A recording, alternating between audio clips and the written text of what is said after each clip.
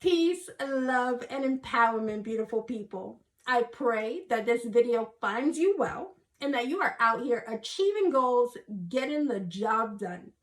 LJ the Peacemaker here, doing peaceful things as always. Need peace? I got some, and I'm willing to share. So today, let's write a new story. What does that mean? I'm not sure if you've ever seen the movie, The Neverending Story. But in that movie, there's a little boy and he's being picked on, he's being bullied, and he gets his hands on this book. And as he begins to read the book, he begins to sense that he's a part of it.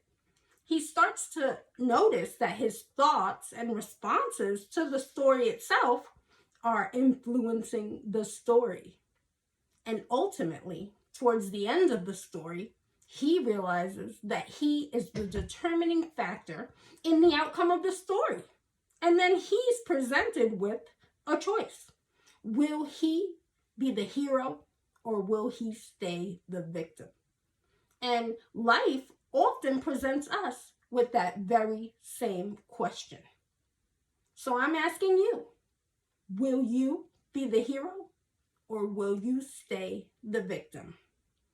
Now, we've all felt like the victim at times because that's what life does. You know what I mean? People put their ideas, their thoughts, their limiting beliefs on us. As we're growing up as children, we're made to feel like we're not good enough.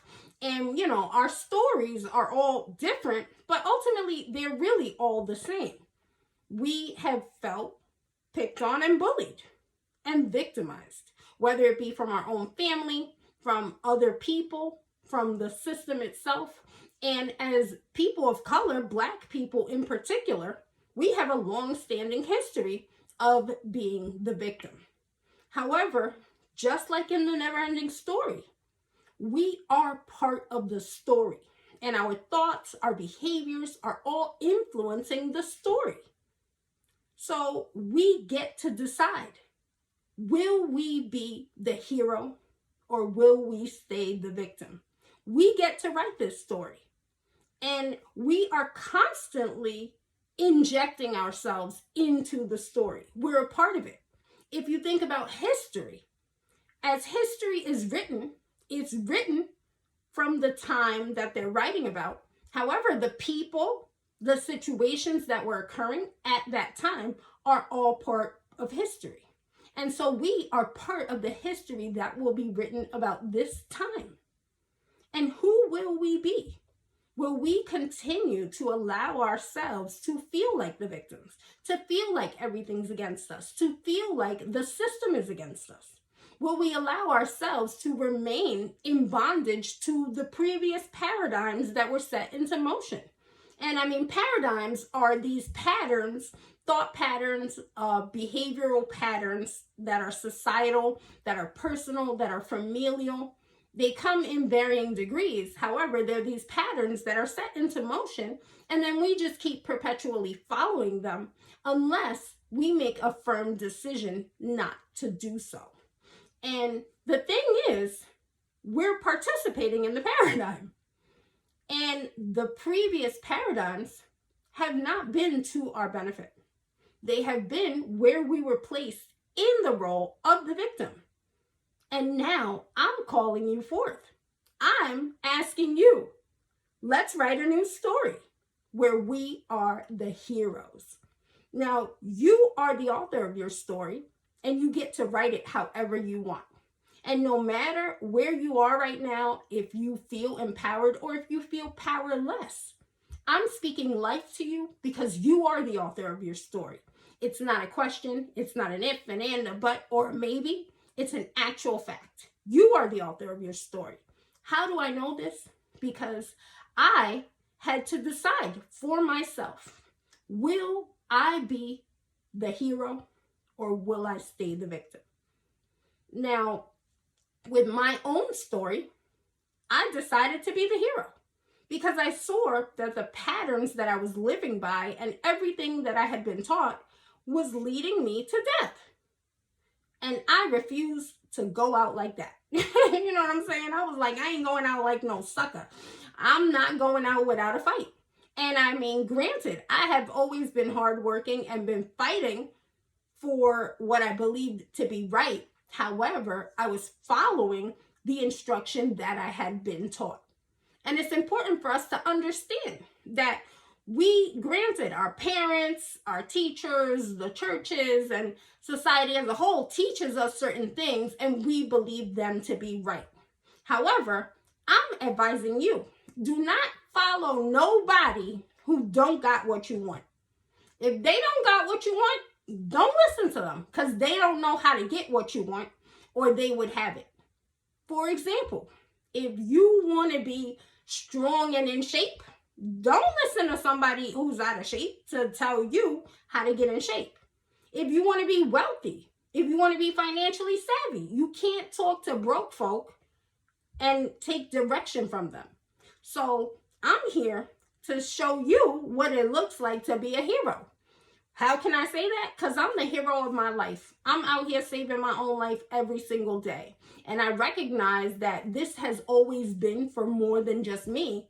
I desire that the people like me, the Black people, that we come into our time where we get to assume the position, our rightful place as the heroes of our story. And God told me you can't give away what you don't have. So if you trying to be out here saving other lives, you got to first save your own life. And it's up to each and every one of us to be the hero in our story. We got to save our own life. So I'm calling you out. Get up. Stand up. You are the hero. You are empowered, and you are writing your story every single day, whether you know it or not. Your thoughts, your behaviors, the patterns that you're following, the paradigm is all writing your story. And we're all creating history. We're participating in this global consciousness. So which side are you on? Are you part of the change that you desire to see in this world? Are you part of the perceived problem? Because a lot of times we perceive things as a problem. We like, oh, why don't they do this different? Why don't they go fix this? The government, why they doing it like that? But ultimately, there's only two options. Either you're part of the problem or you're part of the solution. And granted, the government and societal issues are big. Those are on a larger magnitude than the initial issues that we need to think about. First and foremost, we need to focus on our own personal lives, our own personal mindset. What are we doing? Is the behavior that we're modeling or the examples that we're following, where are they leading? Are we following the patterns of our ancestors that remained in this role of a victim? For myself, I mean, I was in very, very poor health, and it became clear, okay, you got to make a clear choice. You're going to live or die. I watched my grandmother die, not from cancer, not get no health care, not treated, nothing. And I mean, why? Why? You know, the only reason you would do something like that is because you feel like this is what you get. My father died of cancer. I didn't even get to see him, not even hear from him. Just found out, oh, your dad died of cancer. He didn't call nobody. He died alone in a corner because this is what he gets. You know what I mean? And so with me getting to this place of poor health, it was like, wait, hold up. I'm following this same pattern. Am I going to do that to my children? Think about how I felt with my grandmother, with my father. It's like, yo, why didn't they choose to live? And I wasn't going to do that. I decided I'm going to live. I'm going to be here for my children. I'm going to be here for myself to fulfill the dreams and the desires that are in my heart, and also to fulfill the destiny that I've been sent here for, because I know that God has a call on my life. And I chose that. I chose it, and I had to choose it every single day. I had to choose it with every single choice.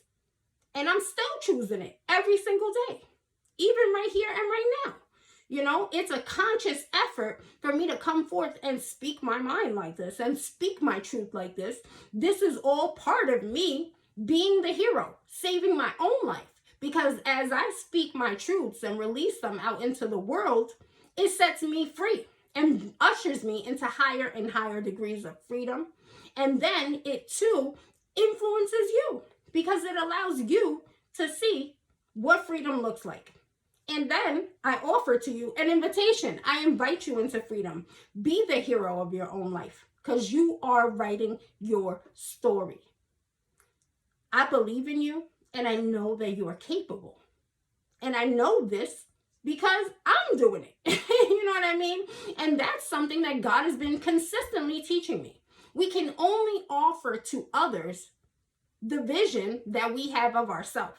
If I believe I'm capable of nothing, then I will believe you're capable of nothing. And I'm going all the way. With God, all things are possible. I believe I'm capable of whatever God directs me to do. And I believe the same of you.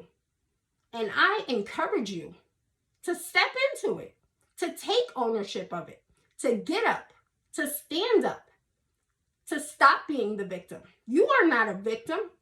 You are an empowered being of light.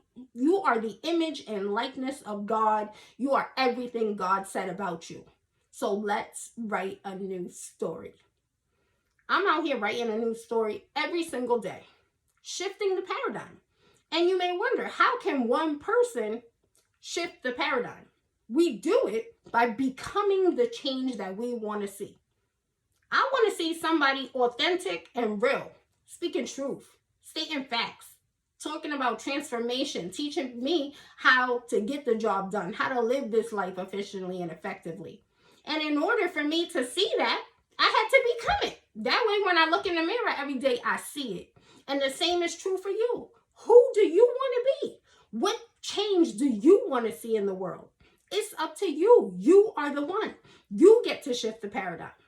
You know, and another aspect of shifting the paradigm, which I mean, I'm here to break down all these old patterns and set into motion new ones, because we get to write the story, we're the author, so it can be whatever we want.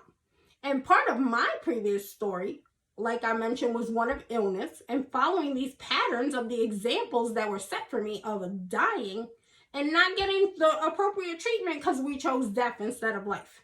Broke that paradigm down. I'm choosing life all the way. I'm living hard, strong, fun, happy, filling myself with the word of God, nothing but good and invigorating things. I'm excited and enthused about what's to come next. And I'm looking forward to the future. And that only came through the daily consistent action. But another aspect of my story was that men never show up for me. That men are never around when you need them. And I never was really looking for men to be there because they never were there anyway. You know, and it's interesting because I speak to men as part of my work because as a mindset coach, my focal point is supporting Black men into their godhood. And that is out of my own experience, and I recognize that. Based on the fact that I always felt like men didn't show up for me, it led me to want to understand, why is this? Why is this? Why are there no men around? Why is it that the communities where I come from, the people that I know, all our fathers are either dead and gone? What's up with that? What's going on? You know, and the more that I study, the more that I observe, the more that I pray and seek God, God showed me the men are hurting. They're hurting. And that's what led me into calling out to the men. I'm calling out to the Black men. I'm here to help you, to support you, to love on you, and to speak life into you, because I see the God in you. I know who you really are. Fuck all that old stuff. You know what I mean? Excuse my language, but all that old stuff that told you you wasn't this, you wasn't that, you're not worthy, you're not good enough. You ain't none of that. You God. I see you, I know you, and I'm talking to the God in you. And honestly, I'm at a point where I will accept nothing less. And I'm not saying it in a demanding or commanding way. I say it with the utmost love, because I know who you are and I believe in you. And I will not let you fall by the wayside. Not like my father, not like other men that I've seen fall by the wayside. It's like, come on now. But with that, this is part of me writing a new story, writing my own story, shifting the paradigm, acknowledging that the men are showing up now. Not necessarily for me. They're showing up for themselves as I call out to them and speak to the God in them. Then the men are showing up. I host events, I work with clients, and men are showing up. And that eradicated that whole old paradigm of mine that the men don't show up. The men are showing up, the men are front and center. And I get to see them show up for themselves. And it is through this showing up for themselves that they're able to show up for the women, the children, for their communities, and for society as a whole. And this is how we will rebuild our communities. I know it is all possible. God has showed me the vision, and we get to write a new story. You get to write the story of your life. You get to be whoever you want to be. You get to live however you want to live, and stop listening to the people who are not living how they want to live. That's what they'll teach you. They'll teach you how to not live how you want to live. You know what I mean? And I mean, it's sad and harsh to say, but had I listened to my grandmother and my father, they were teaching me how to die alone without nothing, like you meant nothing. That ain't it. I deserve more. I deserve better. You deserve more.